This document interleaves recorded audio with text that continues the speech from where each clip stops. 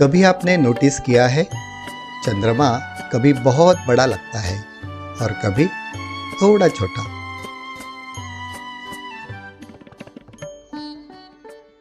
और क्या आप जानते हैं, जनवरी में धरती सूरज से सबसे पास होती है और जुलाई में सबसे दूर।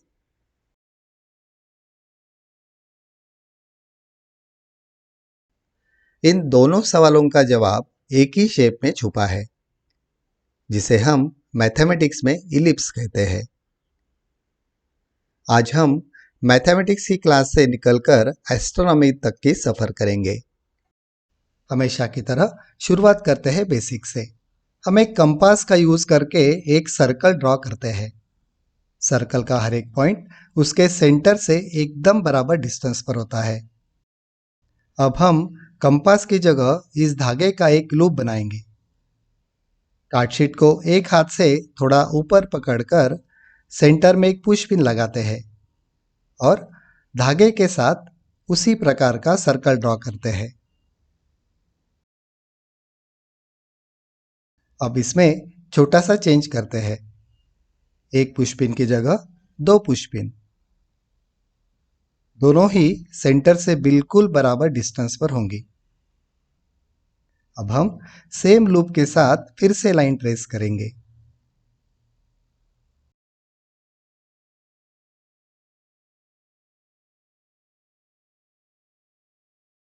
हमें एक मस्त ओवल शेप मिलता है। इस फिगर को हम इलिप्स कहते हैं, यानी दीर्घवृत्त। सुविधा के लिए इसे हम और एक अलग पेपर पर बनाते हैं।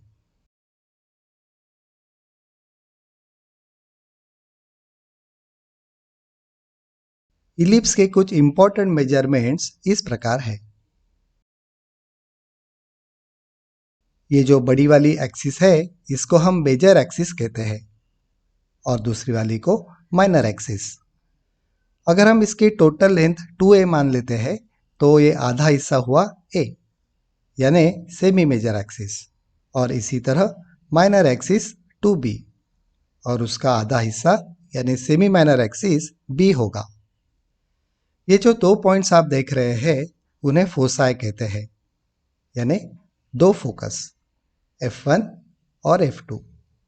ये दोनों सेंटर से एकदम बराबर डिस्टेंस पर होते हैं और इसी डिस्टेंस को हम कहते हैं C। ये C डिस्टेंस हमें बताता है कि इलिप्स की एक्सेंट्रिसिटी, यानी कितना दबा हुआ या कितना खिंचा हुआ। जब C की वैल्यू 0 होती है तब हमें एक परफेक्ट सर्कल मिलता है। यही है इलिप्स, यानी दीर्घवृत्त। सर्कल में एक सेंटर था, इलिप्स में दो फोसा है, बस यही फर्क है।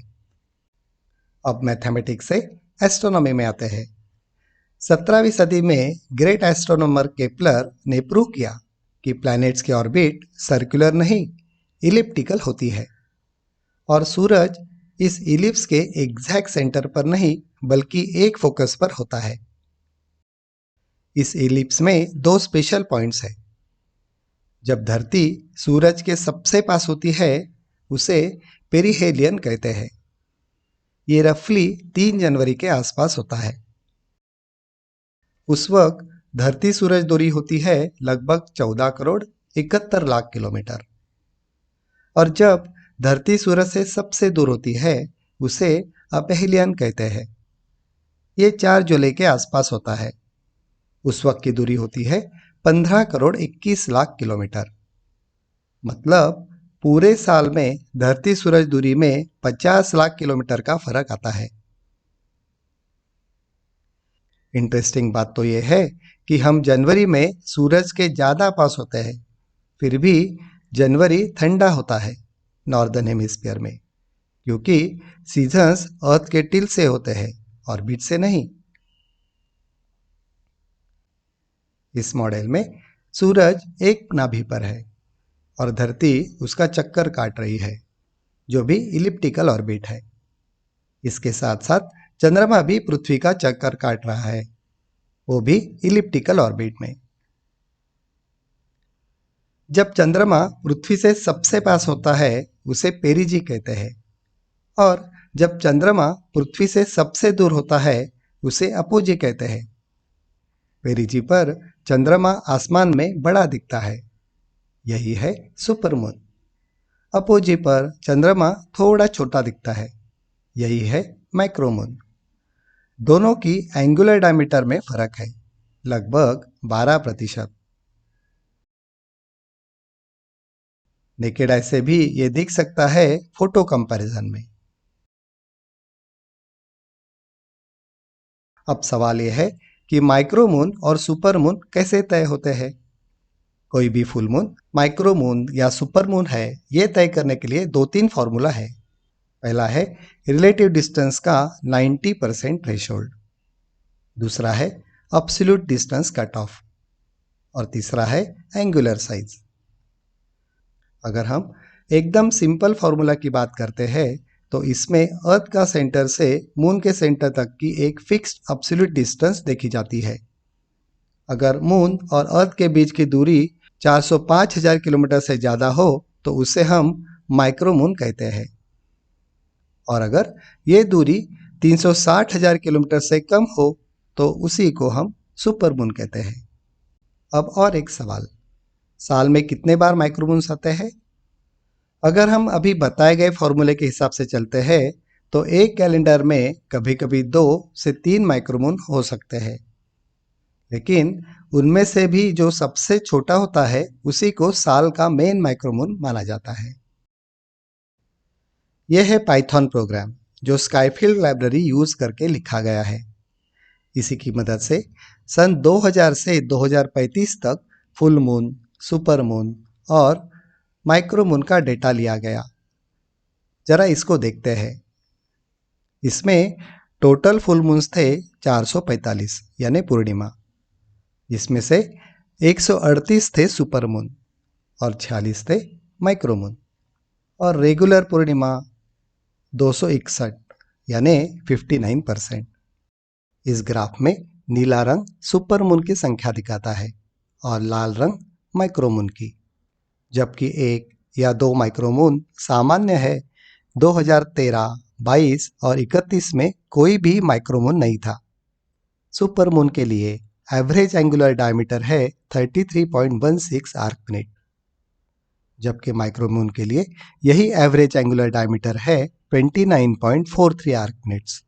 सुपरमून का एवरेज मैग्नीट्यूड है -13.08। यही मैग्नीट्यूड माइक्रोमून के लिए -12.825 है।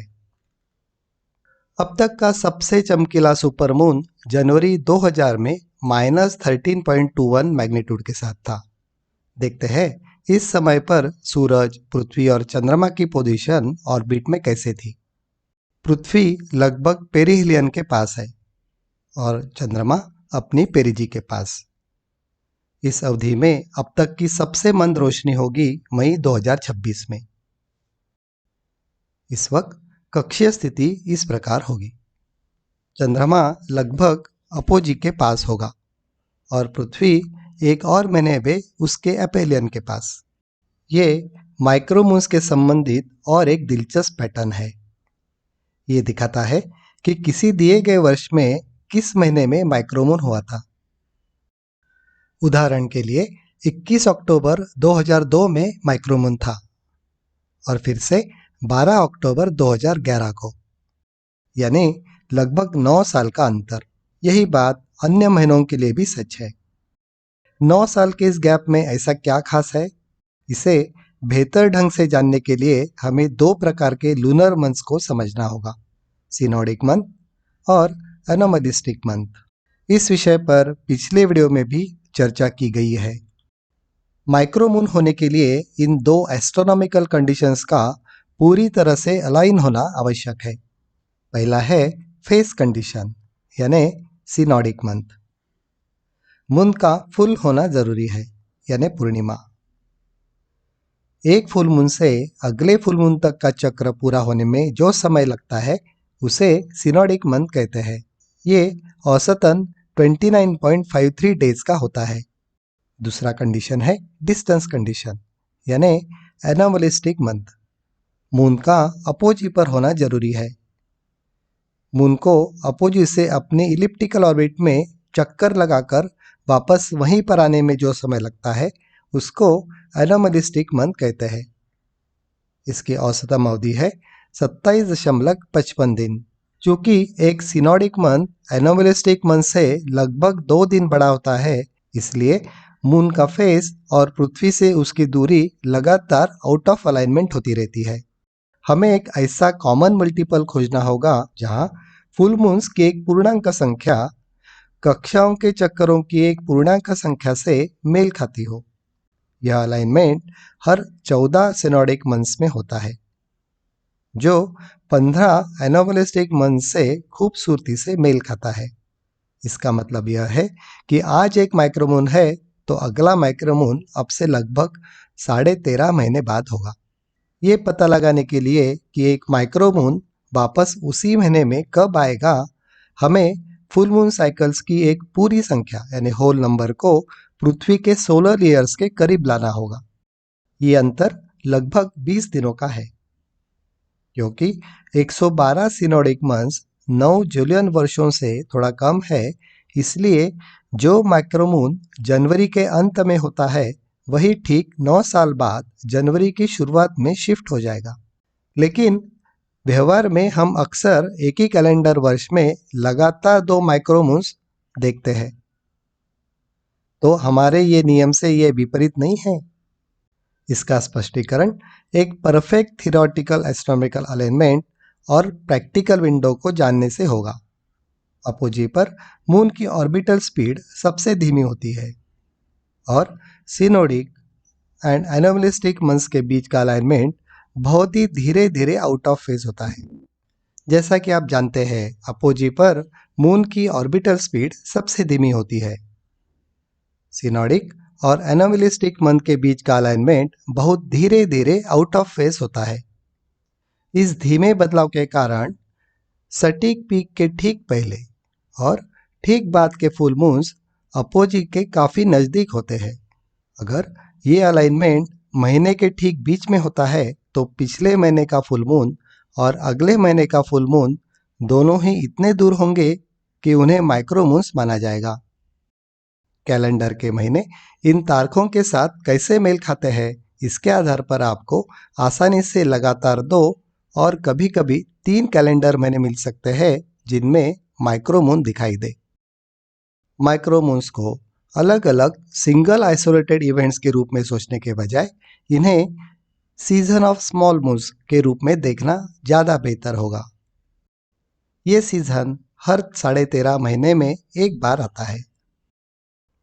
भले ही आपको एक ही क्लस्टर में 2 से 3 माइक्रोमून मिल जाते हैं, फिर भी आपको अगला क्लस्टर आने के लिए 13.5 महीनों का इंतजार करना होगा। हमने सुपरमून और माइक्रोमून के विभिन्न पहलुओं पर चर्चा की।